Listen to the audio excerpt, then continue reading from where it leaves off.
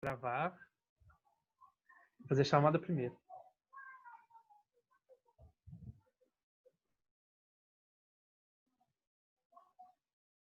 Tá gravando. Está gravando. Bom dia, meus alunos do terceiro ano do Colégio Unifora. Agora nós vamos fazer a chamadinha. Aqui, é o seguinte, antes da a chamada já estava aberta. Deixa eu te explicar uma coisa para vocês. Eu acho que eu vou cobrar. Eu não preparei a prova ainda porque eu não tive tempo. Mas eu acho que eu vou cobrar, né? Aproveitar que eu estou aqui em Cabo Frio, né? No Cabo Frio é Miami, né? Estou em Miami. Cabo Frio é para pobre. Tô brincando. Só vou em Cabo Frio. Eu acho que eu vou cobrar mais da minha prova. Eu acho que vou cobrar mais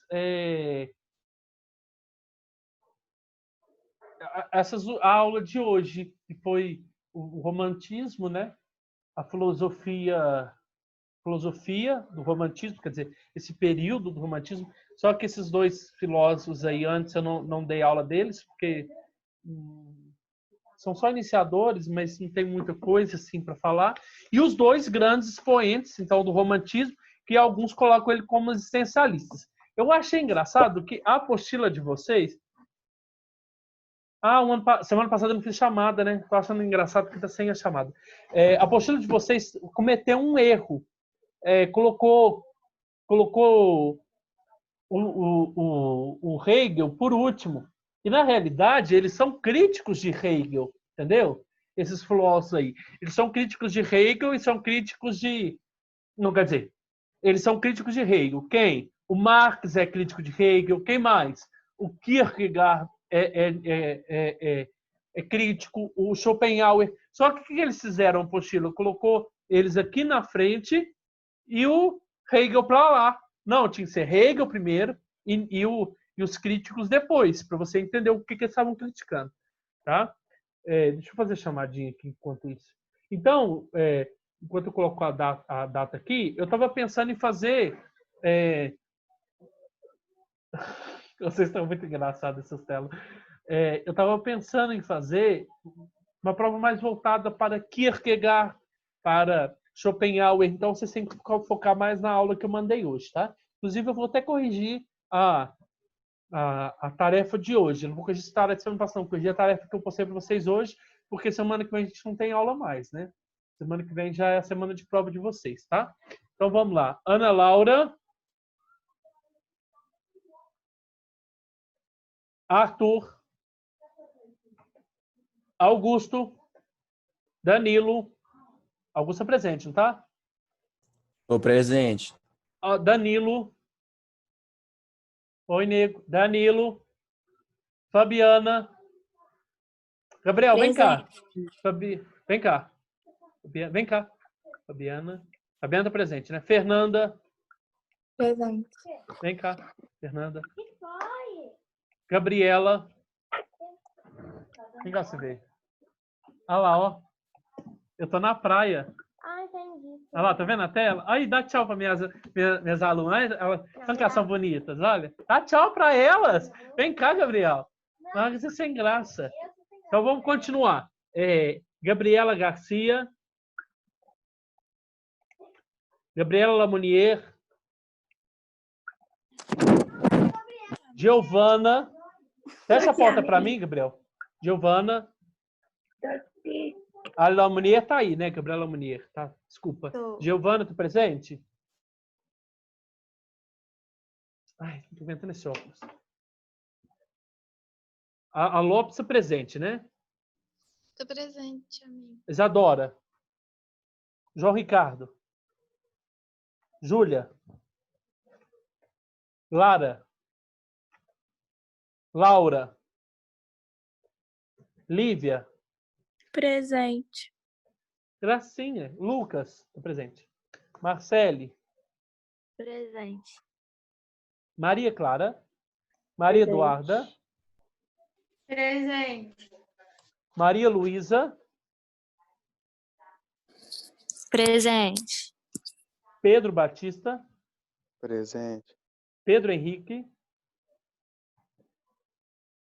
Rodrigo. Dormindo. Deve estar dormindo, Rodrigo. Alguém acorda o Rodrigo, por favor? Sofia. Sofia. Stephanie. Vanessa. Vanessa. Olha, a Stephanie está presente. Presente, presente. Vinícius.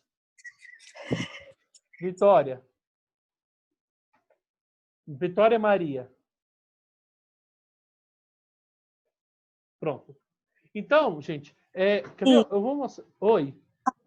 A Júlia tá aqui, só que o áudio dela tá estragado. Júlia? Tá, desculpa. Eu não vi aqui, não. Então, eu vou compartilhar uma tela com vocês, tá?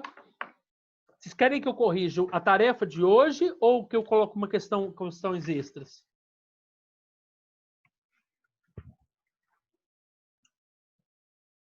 Na praia você faz coisa de escola, velho? Faço.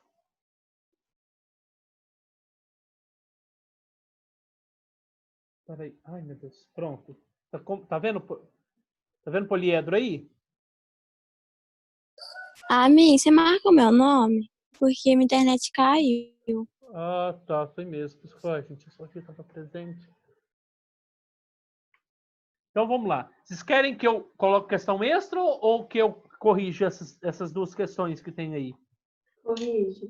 Então, tá. Então, primeiro, então nós temos que lembrar que é uma filosofia que vai contra a filosofia de Hegel.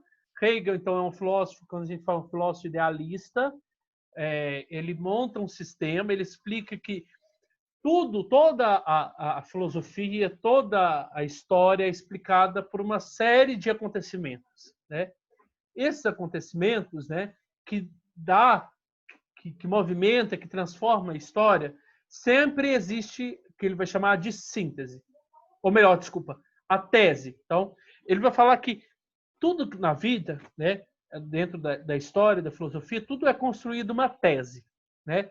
Essa tese, ela é substituída por uma antitese. Essa antitese, nós vamos estudar isso lá na frente. Essa antitese, ela já é quer dizer, ela já está contrapondo a tese. Quando a gente faz uma outra tese, contrapõe uma, se forma a síntese. Então, ele vai falar que na história do conhecimento, tudo, né? Tudo foi contrapondo uma coisa, né? E aí ele fala que o ser humano vai chegar a um espírito absoluto, né? E aí esses filósofos, que é os filósofos do romantismo, eles não se preocupam tanto. Olha para você ver, gente, peraí, pronto, parou.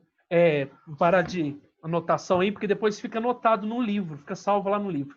Então, preste atenção.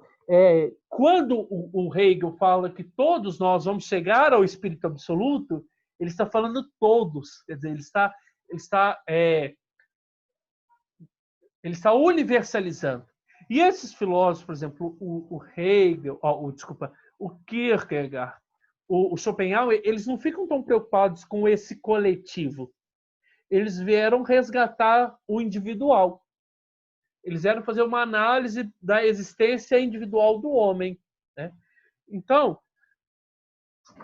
eu não gosto do boné. Então, por que eu estou fazendo essa recordação ou essa relembrança? Para vocês entenderem que eles contrapõem, então, uma filosofia que vem falar que o ser humano vai atingir o espírito absoluto a partir do momento que ele busca o conhecimento, e todos, então, têm essa possibilidade. Ele universaliza isso, enquanto esses filósofos não preocupam com o universal. Eles vão resgatar o homem, o particular, e vão, então, fazer filosofias que vão fazer com que o homem volte para dentro de si, tá? Que o homem ele resgate o seu eu, tá? Que ele faça uma análise mais íntima do seu inconsciente, né? Da sua personalidade, do seu ser como pessoa. Então vamos lá. Eu coloquei essa aqui, né? Essa primeira questão que está porque ela está relacionada então ao romantismo. Beleza é verdade. Verdade é beleza. Isso é tudo. O que conheceis sobre a terra, e é tudo o que precisais conhecer. Então, beleza é verdade, verdade é beleza, e isso é tudo. O que conheceis sobre a terra, e é tudo o que precisais conhecer. É complicado, né, essa citação. Semelhante ao que os versos de Kant expressam, John Kant, nunca ouvi falar dessa pessoa, expressam os artistas, os escritores e os pensadores românticos intuíram que a racionalização, a mecanização e a uniformização que caracterizam o nascente mundo industrial representam uma ameaça para quê? Eles estão falando que o ser humano ele está muito preso, então, na sociedade contemporânea, no capitalismo, ele está preso demais no coletivo, ele está preso... por isso que esses filósofos românticos, né, e aí até viram na literatura também tem uma característica, esses filósofos, eles não fazem filosofia no sentido de escrever grandes literaturas, não, mas eles escrevem poesia, livros que retratam o cotidiano do ser humano, né? Que retratam o dia a dia do ser humano para fazer mais, para resgatar mais esse aspecto individualista do homem, tá? Então, representavam uma ameaça para o quê? Para a solidariedade entre os povos? Não. A crença em valores religiosos? Não. Né? O que está acontecendo nessa sociedade? O que está oprimindo? Está oprimindo o quê? Está deixando que o homem faça o quê? Ou está deixando que o homem se esqueça de quê? Dos costumes e das tradições populares? Não. O desenvolvimento econômico e social? Não. Está acontecendo desenvolvimento econômico e social. O ser humano está esquecendo do quê? Da subjetividade, dos seus sentimentos e das suas emoções. Olha lá, meu dente ficou azul, olha lá. Então, qual seria a resposta correta? A letra E. Porque nesse aspecto do romantismo, e os filósofos essencialistas vieram resgatar a subjetividade, o subjetivo sujeito, tá? O eu interior, certo? Então, depois, outra questão que eu coloquei para a questão de hoje é a questão número 5, que está aqui presente ainda nessa apostila, nessa página aqui.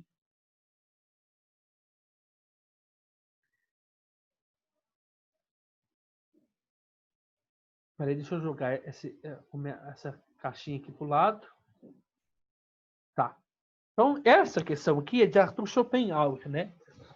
E o Schopenhauer, o Schopenhauer é muito engraçado que o povo fala dentro da filosofia de Schopenhauer, além dele contradizer a filosofia de Hegel, ele tem uma mágoa ali por trás, porque o Hegel sempre foi um cara muito inteligente. E as aulas, né? Eles marcavam aula nas universidades, e quando eles marcavam aulas nas universidades, o Schopenhauer tinha o costume de colocar no mesmo horário do que o Hegel. E, na realidade, ninguém ia na aula de Schopenhauer. Todo mundo ia na aula de Hegel. E aí, você percebe mais ainda como a gente fala que o Schopenhauer é um filósofo pessimista. Todo mundo considera ele como um filósofo pessimista, né? Porque a famosa frase dele, viver é sofrer. Viver, estar aqui já faz parte do sofrimento. Então, a pessoa pessimista acha que tudo na vida é sofrimento. Né? E aí, você pode ver que lá na minha aula de hoje eu falei sobre isso. Que o próprio Schopenhauer não pode ser considerado um pessimista. Né? Eu até expliquei o porquê lá. Agora eu não estou lembrado mais, agora nesse exato momento. Né? Mas a sua frase, viver é sofrer. E o Schopenhauer foi um cara muito também isolado, muito na dele. Né? Eu não sei se foi ele que empurrou. Ele morava numa pensão. Eu acho que ficou. Não sei se ele ficou louco no final da vida. Não sei se foi ele ou se foi Nietzsche que ficou louco no final da vida. e um empurra uma senhora na escada. Loucura lá, esses filósofos, né, desse período. Então, como o Schopenhauer e como o próprio Kierkegaard eram pessoas muito isoladas, muito solitárias, né? Muito na deles, né? Então, vamos lá. Então, quando a gente fala do Schopenhauer, a gente sempre vai falar da questão da vontade. A vontade como se fosse a vontade do mundo, que é aquela agressiva, que chega e não preocupa com a sua vida e está aí para... Quer dizer, como ele compara um ímpeto cego, né? A vontade é um ímpeto cego, né? Como os estoicos acreditavam que existia um ser racional, né? Que dominava e que você tinha que esperar, né? Respirar fundo e literalmente aguardar, porque esse cosmo ele ia reger a sua vida. E para o Schopenhauer, ele troca literalmente essa palavra razão pela palavra vontade. Só que essa razão aqui, né, essa vontade aqui, ela é diferente da razão lá dos estoicos. Essa vontade aqui, ela não está nem aí com a sua existência, tá? Ela está nem aí com a sua vida. Ela é, como diz, ela é um ímpeto cego. Ela chega. É como aconteceu esse ciclone aí. Como chama? Foi ciclone mesmo? Fala. Agora lá no sul de Minas. No sul de Minas, não, no sul do país, né? Que chegou e arrebentou tudo. Né? Compara-se, então, a vontade de Schopenhauer com esse ciclone, que chega e arrebenta tudo. Né? Que não está nem aí com a sua vida, não está nem aí com a sua existência. E aí o que move o homem também, mas é a sua vontade. Não a vontade do mundo, mas a sua vontade interna. Né, de perceber a fatalidade e a transitoriedade e mudar a sua vida, né? Mudar a sua vida, não ficar esperando, né? Porque a vontade não está nem aí para a sua vida mesmo, ela vai ferrar com a sua vida. Então você tem que ser uma pessoa diferente, né? Uma pessoa diferente é aquela que não fica sendo uma pessoa pessimista, tá vendo? Não fica sendo uma pessoa pessimista, chateada, esperando, não aconteceu isso na minha vida. Não. É uma pessoa... Lógico, ele fala que viver é sofrer. É um pessimismo, não é? Essa vida nos causa sofrimento. Mas não é ficar sentado, reclamando, esperando que tudo vai acontecer, porque não vai acontecer, tá? Você tem que partir e mudar as coisas. Então, deixa eu ler. Né? Então, entender um pouco da filosofia de Schopenhauer. Né? Então, essas filosofias elas são mais reflexivas. Elas não são filosofias... Eu gosto demais dessas filosofias, sabe por quê, gente? Não fica igual essas filosofias que nós vamos estudar lá para frente, são filosofias complexas, sabe? Filosofias que é difícil explicar, difícil de entender. Essas são filosofias fáceis, porque trabalha com o cotidiano, com o nosso dia a dia. Né? Então, vamos lá. Como qualquer coisa na natureza tem as suas forças e as suas qualidades que, contra uma ação determinada, reagem de uma determinada maneira e constitui o seu caráter, assim também o homem tem um caráter, em virtude do qual os motivos lhe provocaram os atos de necessidade. Eu gravei. Vem um lápis aqui. Eu gravei a aula. Estou gravando a aula, gente. Está escrito gravando aí? Tá, né? Desculpa, gente, interromper. É por meio desses atos que se manifesta o seu caráter empírico, o seu caráter, as experiências, né? Quer dizer, o seu caráter se forma pelas experiências, né? Que revela o seu turno, o caráter inteligível, a vontade em si de que ele é o fenômeno determinado. Para Schopenhauer, o que caracteriza o homem é essencialmente a coragem para lutar contra as várias adversidades das forças irracionais da natureza, que nós poderíamos chamar essas forças irracionais da natureza como a vontade também.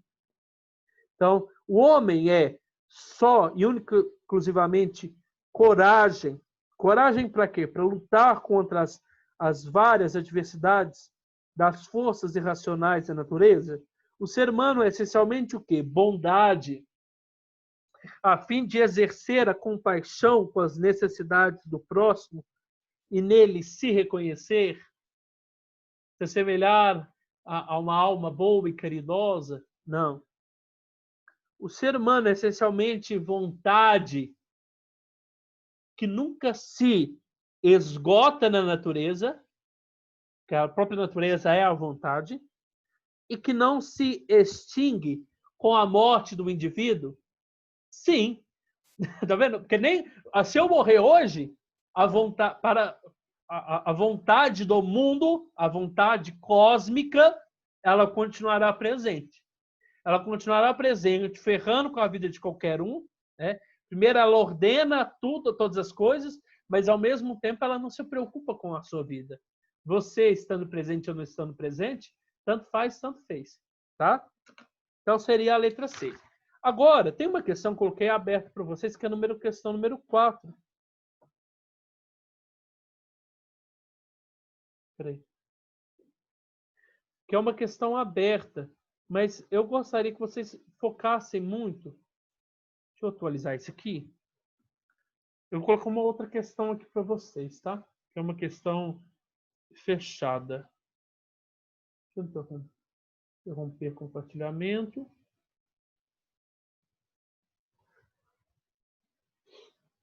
Ai, coceirinha no ouvido. Peraí. Compartilhar tela. Então, ó, para Kierkegaard, que é o filósofo na qual eu tenho um grande amor, um grande zelo, um grande cuidado, porque foi ele que eu fiz o meu TCC. Ó, Nietzsche caiu aqui. Ao Kierkegaard. Ah, não dá para ver, não. Ah, não dá para ver, não, né, gente? Ó. Olha lá, ó. Aí o Kierkegaard na praia, ó. Então, o Kierkegaard é um filósofo que eu tenho muito prazer em apresentar, porque eu estudei muito sobre ele, né? É um filósofo que me chama muita atenção. Gente, estou aqui com esse livro aqui da filosofia. Eu acho que eu não devo ver esse livro. Não, eu não devo ver esse livro, gente, que pecado. Não comente. Ficou gravado. Aqueles, né? Peguei um livro, eu acho que eu esqueci de devolver ele mesmo. Agora que eu tô vendo. Ele tá com coisa. Ele tá com as marquinhas de biblioteca. Porque a gente tinha que estudar muito. Então, vamos falar um pouco do filósofo Kierkegaard. Então, o filósofo Kierkegaard é um filósofo. A própria vida dele, a essência dele é marcado por um sofrimento, né? Ele teve...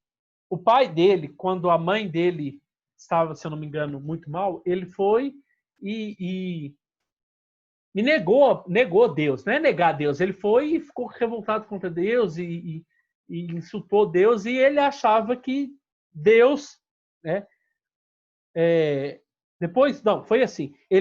O pai revoltou-se contra Deus, e depois disso houve a morte de todos do próprio pai, da mãe, dos irmãos, tudo assim, repentinamente, tudo muito próximo. Sobrou ele e mais um irmão só. Então, Kierkegaard achava que ele tinha que carregar o fardo.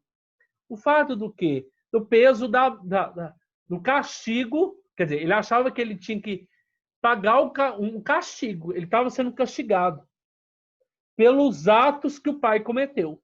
Então, ele deixou de casar com a mulher que ele amava porque ele achava que ele tinha que pagar o pato pelo pai. Literalmente pagar o pato, né? Porque o pai que contrapôs, se revoltou contra Deus, então... E aí o Kierkegaard,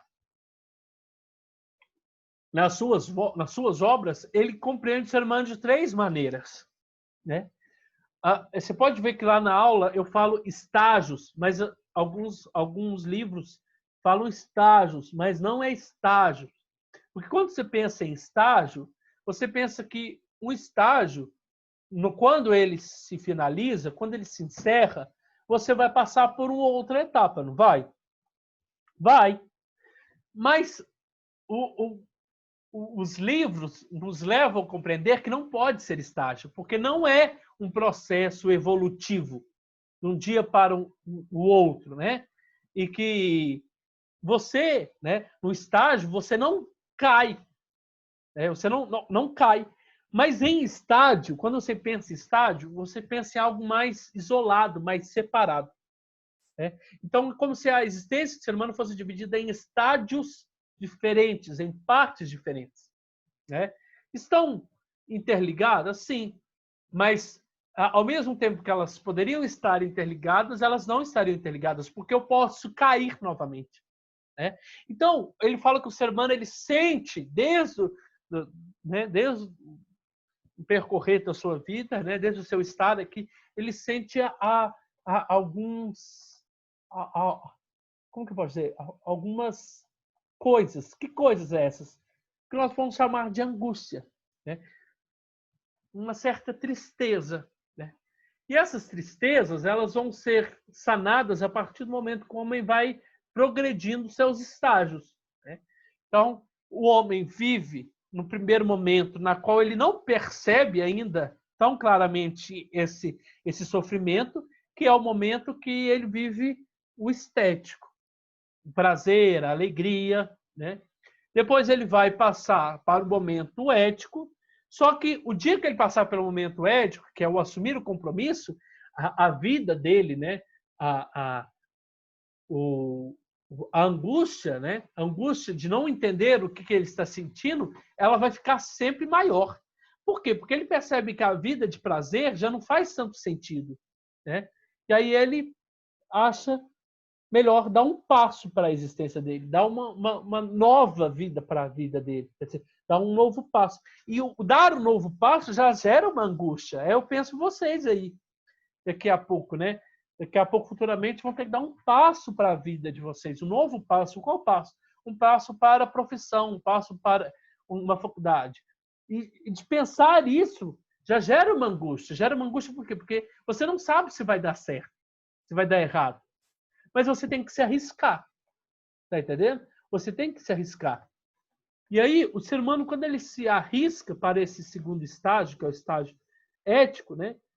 É um estágio que ele vai começar a assumir o compromisso. Só que o assumir compromisso, viver só de compromisso, já não corresponde à vida do homem. O homem percebe que só compromisso não dá certo. Ele precisa, então,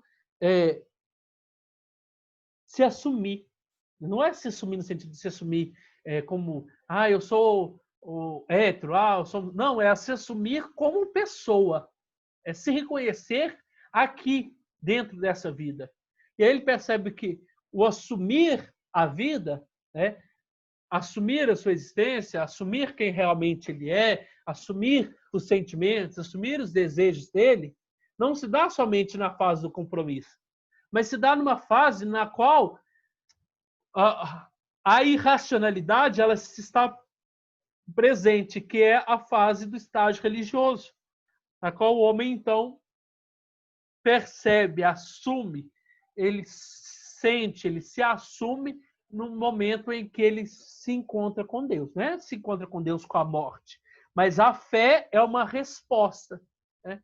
A fé, sendo algo irracional, né, para essa vida tão racional na qual nós vivemos, né, que busca compreender tantas coisas, estabelecer tantas coisas para sua vida, vai chegar uma certa hora que você não precisa de tanta racionalidade mais. Você só precisa se assumir, se aceitar como ser que é. E aí você vai se assumir, se aceitar a partir do momento que você tiver experiência com algo que é irracional, algo que não é concreto, que é a presença de Deus, é a fé.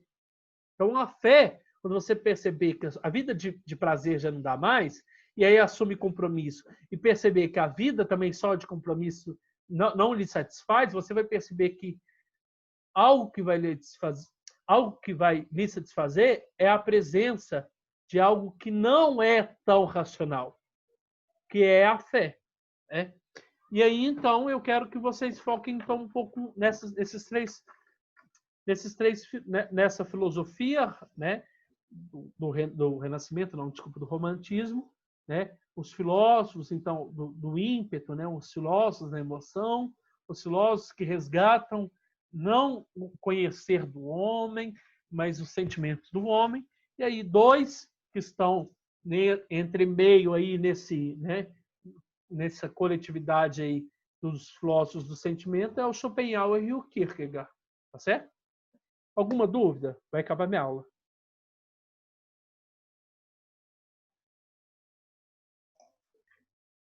Ai, menos de 1 minuto. Então, se desligar. Amém.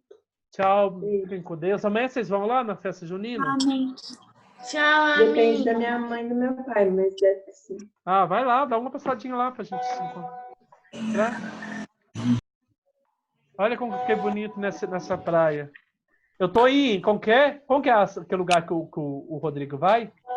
Tô em Trancoso. Estamos em Trancoso, eu e a Maria. Gente, eu vou